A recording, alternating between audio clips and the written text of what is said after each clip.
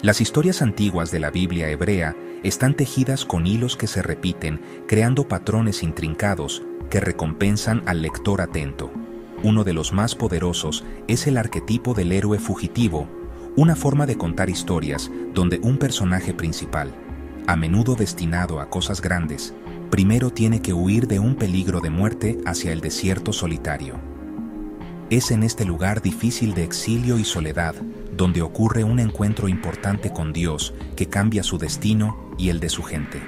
Vemos este patrón poderoso en las vidas de Jacob huyendo de Esaú. Y de forma más famosa, en Moisés escapando de la ira del faraón. Pero, escondida en los primeros capítulos del Génesis, hay una versión notable y a menudo poco valorada de este mismo patrón, una historia que no se centra en un padre importante o un profeta, sino en una esclava egipcia llamada Agar. Mi historia, contada de forma sencilla pero profunda, presenta una versión corta pero muy significativa de esta huida heroica. La crisis que lanza a Agar al desierto tiene sus raíces en preocupaciones humanas y bíblicas fundamentales: el linaje, la esterilidad. Sarai se define por su incapacidad para tener un heredero. Un estado que en el mundo antiguo traía tristeza personal y un peso social y teológico. En un movimiento desesperado y pragmático, Sarai usa una costumbre legal y social común, ofreciendo a su sierva egipcia, Agar, a su esposo como sustituta. Quizás yo sea edificada a través de ella. Agar posicionada no como persona con deseos propios, sino como recipiente, solución para continuidad dinástica. El plan tiene éxito a nivel biológico, pero falla catastróficamente a nivel social. En el momento en que Agar concibe, el delicado equilibrio de poder dentro del hogar se rompe. Y cuando vio que había concebido, su señora fue menospreciada en sus ojos. El verbo hebreo para menospreciada sugiere una pérdida de autoridad. Agar, ahora llevando al heredero, quizás se comportó con un nuevo sentido de importancia, y Sarai sintió su estatus y honor profundamente amenazados. La sierva, a través de su fertilidad, había ganado influencia y posición, creando una fricción intolerable dentro de la estructura patriarcal. Este deseo percibido de Agar desata una reacción furiosa. Ella confronta a Abraham. Mi mal sea sobre ti. La respuesta de Agar a la aflicción de Sarai es huir.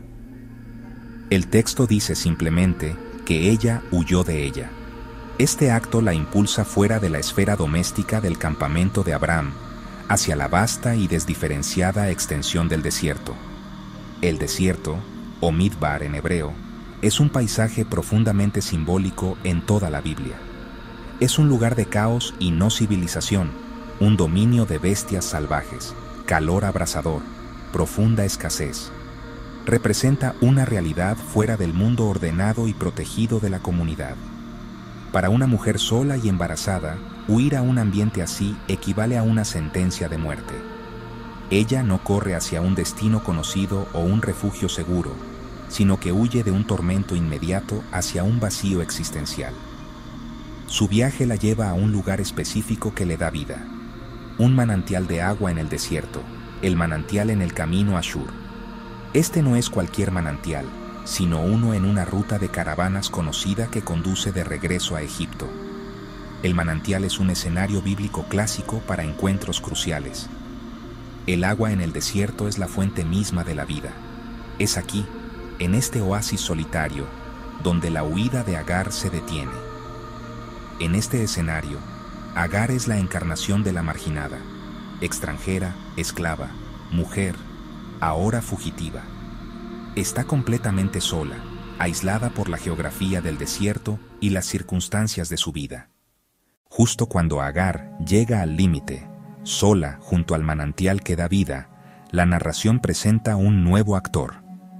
Un ángel del Señor la encontró. El uso del verbo encontró es deliberado y poderoso. Sugiere que Agar no estaba vagando sin rumbo, sino que fue buscada. No se perdió de la mirada divina, ni siquiera en la vasta inmensidad del desierto de Shur. Esta figura, el Malak Yechwatiacha, es una presencia misteriosa en Génesis, a menudo hablando y actuando con la plena autoridad de Dios. Las primeras palabras del ángel no son un mandato o una platitud reconfortante, sino un par de preguntas incisivas. Agar, sierva de Sarai, ¿de dónde vienes? ¿A dónde vas?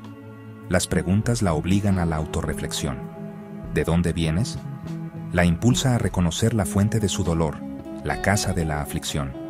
¿A dónde vas? La desafía a confrontar la falta de forma de su futuro. Ella responde solo a la primera pregunta. Huyo de mi señora Sarai.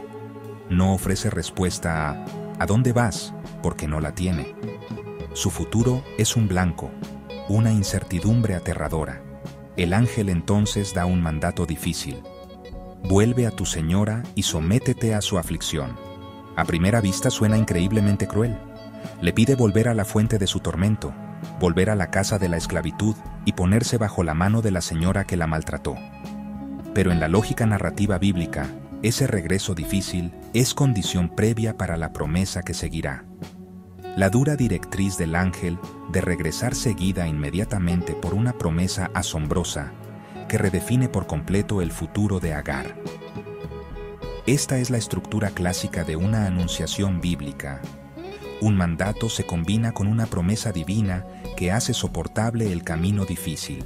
El ángel declara: multiplicaré en gran manera tu descendencia, y no será contada por la multitud. Es una fórmula que hace eco de la misma promesa de pacto hecha al propio Abraham. Él le dice que dará a luz un hijo y le ordena: le pondrás por nombre Ismael. El nombre mismo, Ishmael, es una profecía y un consuelo, que significa Dios oye, porque el Señor ha oído tu aflicción. Lo que sucede después es uno de los momentos teológicamente más audaces y notables del libro de Génesis. El texto dice: y llamó el nombre del Señor que le hablaba: tú eres El Roi. Este es un acto de increíble iniciativa espiritual. El Roi se traduce como Dios que ve, Dios que me ve. La visión teológica de Agar nace directamente de su experiencia. Su dolor más profundo fue el de la invisibilidad, ser una herramienta usada, ser maltratada y ser desechada. La intervención divina fue, para ella, un acto de ser vista en su aflicción. Este acto de nombrar es su testimonio, su contribución a la comprensión del carácter de Dios. Agar no se detiene en nombrar a Dios. También nombra el lugar físico donde ocurrió este encuentro. Ella bautiza el pozo Bir Lahai Roi.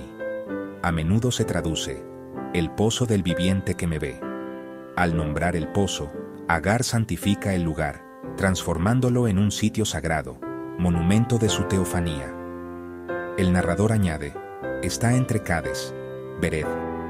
Aunque vuelve a una vida de sumisión, no regresa sin cambios. Ella lleva el conocimiento de que Dios ve, deja un nombre para Dios y un lugar en el mapa, marcadores permanentes de su encuentro y su visión teológica única.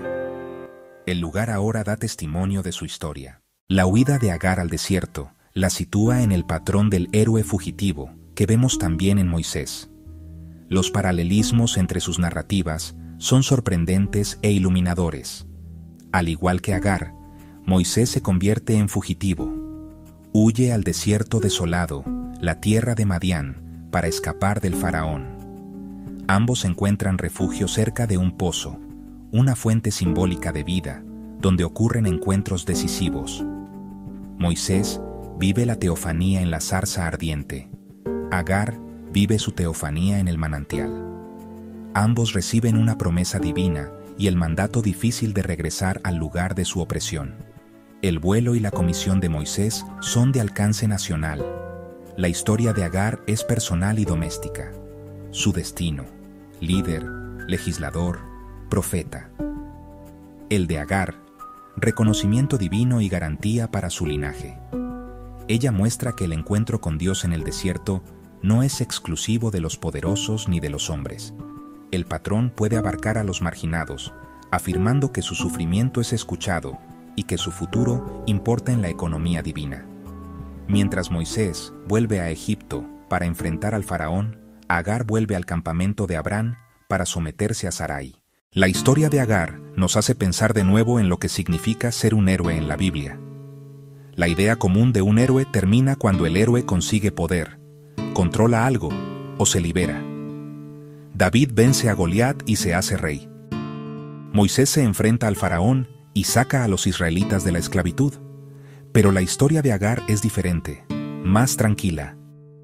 De hecho, su encuentro con Dios le dice claramente que debe volver a ser sumisa. Su victoria no es sobre quien la oprime, sino sobre el hecho de que nadie la veía. Su heroísmo está en sobrevivir y en su gran capacidad para entender cosas espirituales en medio del sufrimiento. Es el acto de poner un nombre. Al llamar a Dios El Roi, ella pasa de simplemente recibir un mensaje divino a participar activamente en la conversación sobre Dios. Este acto de nombrar le da una especie de poder que va más allá de su posición social. Este es un heroísmo de dignidad, no de dominio. Este conocimiento se convierte en su fuerza, permitiéndole soportar la orden de regresar. Ella no vuelve como la misma mujer destrozada que huyó, sino como una mujer con una promesa secreta, un Dios que ella nombró, y un destino para su hijo no nacido. Su heroísmo es silencioso, interno, basado en la afirmación de su propio valor a los ojos de Dios. Es una prueba de que la verdadera importancia no siempre se mide por el estatus externo o la victoria, sino por la fuerza del espíritu humano y el valor de creer que uno es visto. Es el poder de ver, de nombrar y de dar testimonio. La historia de Agar en Génesis 16, aunque breve, resuena con un poder intemporal. Es una narración que da voz y valor a la experiencia del marginado, del refugiado y del oprimido. Al trazar su viaje desde la aflicción hasta la huida y de la desesperación al encuentro divino, el texto expone una teología profunda de supervivencia, dignidad y cuidado divino. La prueba de Agar no se romantiza. La orden de regresar con su ama es difícil y moralmente compleja. Sin embargo, la historia insiste en una verdad radical, que la mirada de Dios penetra todas las jerarquías humanas y busca a los humildes y a los perdidos. La historia de Agar enseña que la supervivencia misma puede ser un acto heroico. Su narración defiende la necesidad humana fundamental de reconocimiento. El nombre que le da a Dios, El Roi, se convierte en una consigna para todos los que se sienten invisibles, un testimonio de que la aflicción no pasa desapercibida para lo divino. Hoy, en un mundo lleno de personas desplazadas, la historia de Agar habla con una claridad urgente. Al final, la huida de Agar al desierto es más que un cuento antiguo sobre una esclava fugitiva. Es una historia fundamental sobre la naturaleza de Dios y el valor de cada vida humana, el Dios que ve.